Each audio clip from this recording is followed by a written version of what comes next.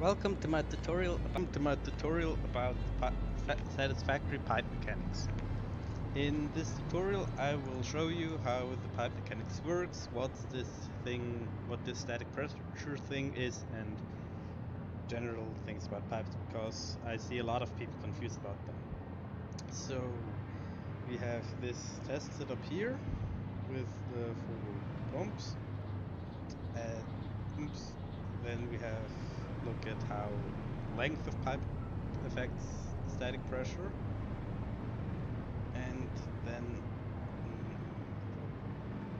how pipes fill up and the siphon, and for consistency's sake the entire static pressure is made by this tank mounted high up. It's filled to the level I showed here, and so the first test is about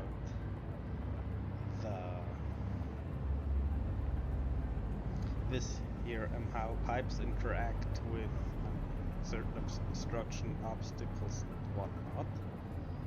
We have here a bare pipe, a valve with no flow restriction, a unpowered pump Mark 1 and a powered pump Mark 1. The pipe here for the start is empty, and now when we hook it up it should go to about the level I indicate here. This is how far the pump should be able to pump. And the other one, because the static pressure, it should go a little, actually much higher. Here, and this is also this little model shown here, where both fluids are at essentially the same level in this U-shaped pipe network. This is also called communicating vessels. Now, when you see the setup, and now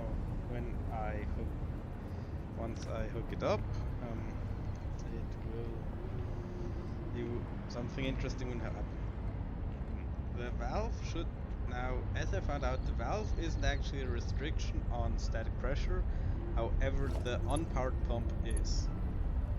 Now I connect it here, and it will slowly start filling up because the pipe needs to fill up, and this takes a little while.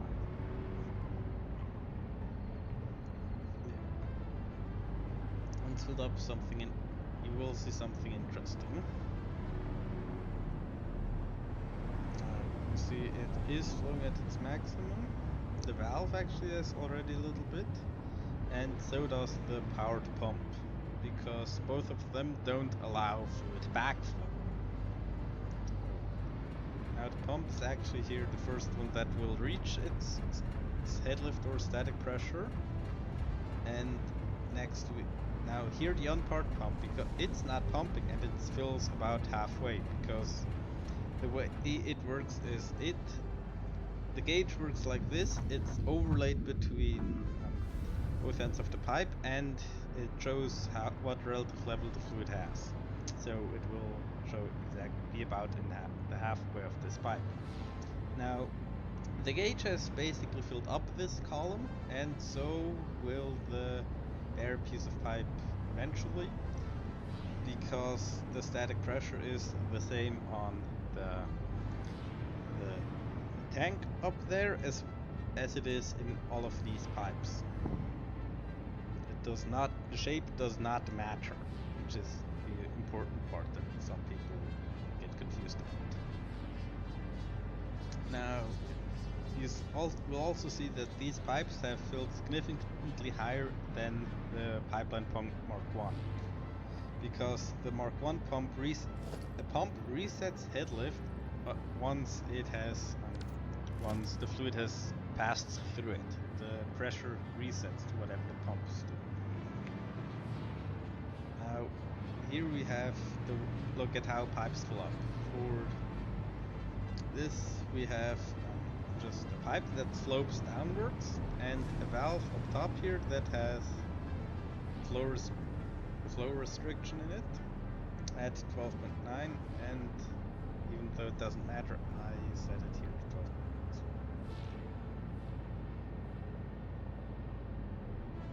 Yes, it's not really useful, but I did it anyways. Now, when I connect it up, what should happen is the pipe will fill up from the bottom, because that's the first bit of pipe that should fill up, because the fluid will enter and flow down until it can't flow down anymore. You see, this pipe's empty. However, this little bit at the bottom starts filling up. Now it goes a little slowly because I set the valve a little high, but you see this one will fill up before this one will fill up, and so it starts filling up from the bottom. Now, so yeah, it fills up from the bottom. And I can also accelerate this test a little bit by turning up the valve. And the important part is the bottom pipe fills up before the top one.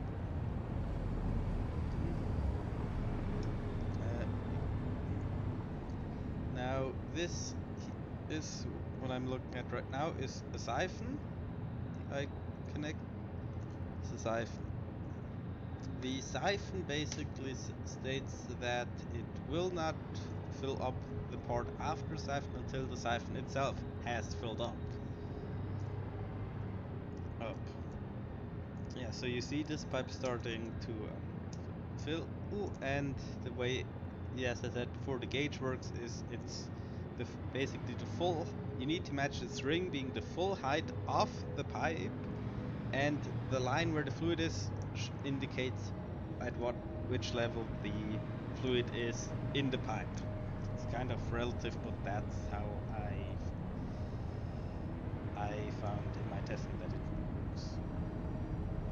Now this other siphon here, I will shortly demonstrate. It works. Basically, the prediction here is this siphon will start filling up before anything after the siphon fills up, and so then it will start filling up what's after it, and once that's full, it can start filling up what's before it. Now once I connect this one, it will, like I said, start filling up slowly because I set the limit so.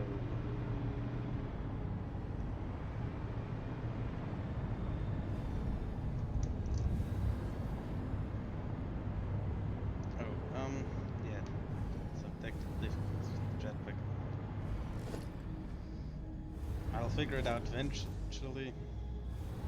Yeah, now as you see, it will slowly start filling up, and I'm turning up the fluid because this just takes eternity. Yeah, now that I turned up, you will see that it starts a little faster. See, this pipe starting to fill up, so will this one here is empty because it hasn't reached the top and can flow over. Now this one's both of them are filling up. However, what's after it doesn't, because we are dealing with a siphon here. The moment it has filled up, it will start filling up what's after it. Now here is basically also one of those U-shaped communicating vessels. What it does is basically the level on one side would always match the level on the other side. So I connect it here. So here that when it connects one way, strange. However, now that it starts filling up, once I get impatient and turn up the flow rate a bit. But in the meantime, you can see this siphon has almost filled up. The end has still not received any oil because it hasn't filled up. Siphon isn't full yet.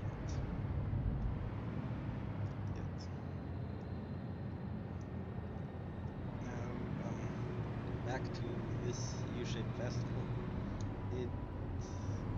I'm getting impatient here, but you already see that both ends that are equal height also are starting to fill up at the same rate. Now that key point here.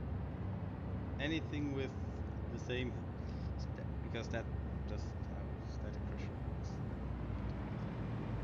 Now the siphon has finally filled up, and you see the other end is now starting to fill as well.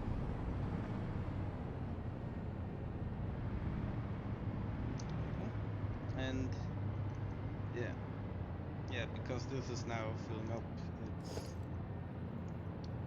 it's also pushing it up. You see here that while it had, and the pump would pump through this, but however on this U-shaped pipe, it will in fact, the pump would not be able to push it up as high as fluid will rise in this. And now that I'm impatient, I will just turn up the fluid.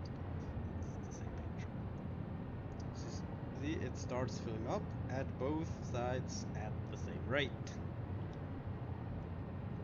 Now this segment has to fill up, because only once this one's full, the next one can start filling up, which is also why some people think that it's lacking pressure when it really isn't, and it just needs to be filled up first. And in this confusion, some people will build pumps lower in their network than they should, and this will limit the efficiency. Now you see, this is how far a pump should go up, but this is how far it actually pumps, thanks to the power of static pressure. Now, over to our final experiment. Disconnect this one. Our final experiment is, does pipe length matter how much a pump can lift? And first, now we have this kind of two extremes. This very short piece of pipe that goes into our pressure barometer. It will fill up. This other pipe is already filled up because it takes a very long time for a long network to fill up like this. So we connect the short one first, and as expected, it will immediately start filling it up to whatever the pump can actually set pressure. Now for the second one, it's getting a little more interesting, because now hook it up. The first one will, so they both fill up at about the same time. However, you see they are oscillating a little bit, because basically the fluid has a little bit of inertia. This little bit of inertia means that it actually the fluid will fill up this piece of pipe, however then back pressure will actually send some of the fluid back through the network, and it will go down, as you see here. But this will stabilize eventually. This effect is also known as wave reflection. So yeah, this is about it for my tutorial on the pipe physics.